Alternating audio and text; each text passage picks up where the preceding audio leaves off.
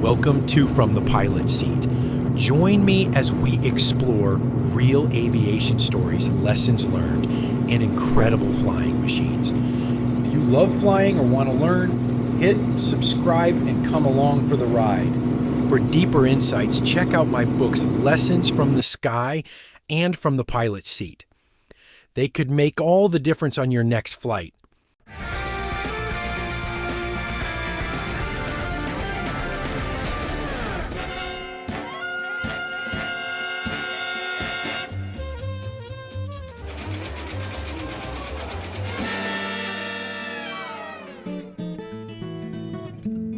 At the top of New Zealand's South Island is one of the largest collections of World War I aircraft to be found anywhere. The original intention was to build a public facility where everybody could come and look at private aircraft that were owned here and enjoy them, and we would cover a broad range of aviation history. Well, that changed a little bit. And what changed was the input from Oscar-winning filmmaker Sir Peter Jackson, who made Lord of the Rings and King Kong. Peter Jackson was on board with the group right at the beginning, but his collection outstripped everybody else's over the 10 years it took us to raise the money. And he approached us and we gratefully agreed to start off with a World War I collection. So that's the exhibition we've got now. It's called Knights of the Sky, and it's a remarkable display of World War I aviation. Well, it's unusual in the fact that it's a combination of some flyable aircraft, some original. There is also aircraft that have been displayed in ways that really set it apart from anything you'll see anywhere in the world.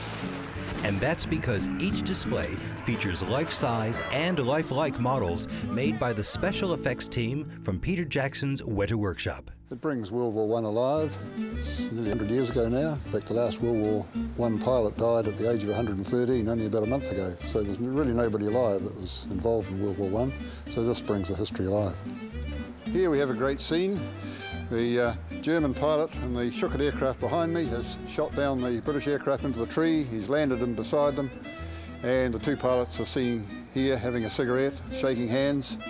German military waiting to cart the British pilot off to a prisoner of war camp.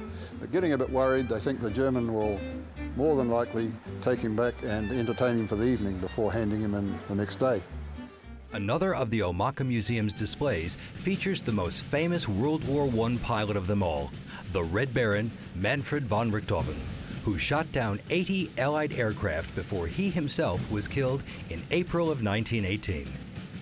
Well, this is the scene of the really the death of von Richthofen, and he was chasing another chap low over the Somme River Valley.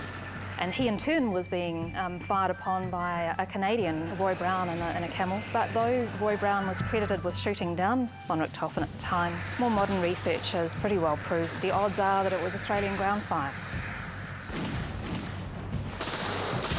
The Australians controlled that area, and when the aircraft landed, they all rushed to the scene. Von Richthofen was still alive momentarily, but died very shortly after they arrived at the scene.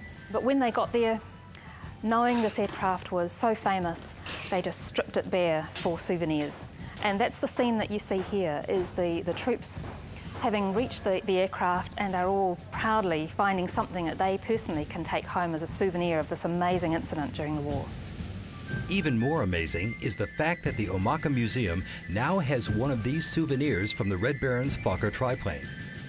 It works in very well with this exhibit because we've got one chap taking the fabric cross from the starboard side of the fuselage, and we have the actual cross on display. And it's a remarkable artefact because on that you see the history of the German crosses, starting with the curved, lovely Maltese cross that they painted out and then put a straight-edged Vulcan cross on there, and then they narrowed it and had yet another one. And you see that progression in the paint if you look closely. And while the museum may not have the rest of von Richthofen's famous Fokker, they have the next best thing. Well, that's one of the things that we're really pleased to have in this exhibition.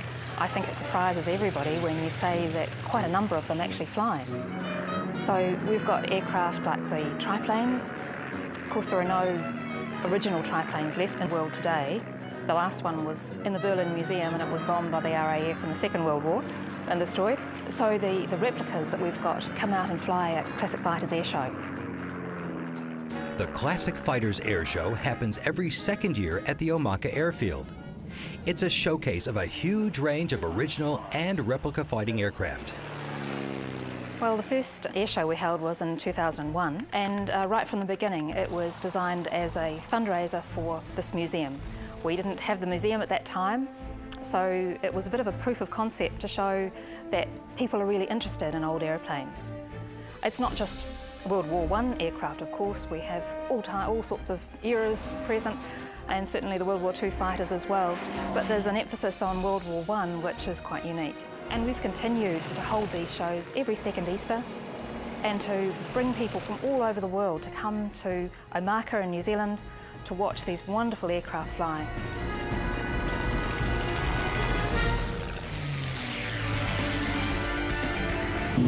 If you love flying or want to learn, hit subscribe and come along for the ride. For deeper insights, check out my books, Lessons from the Sky and From the Pilot's Seat. They could make all the difference on your next flight.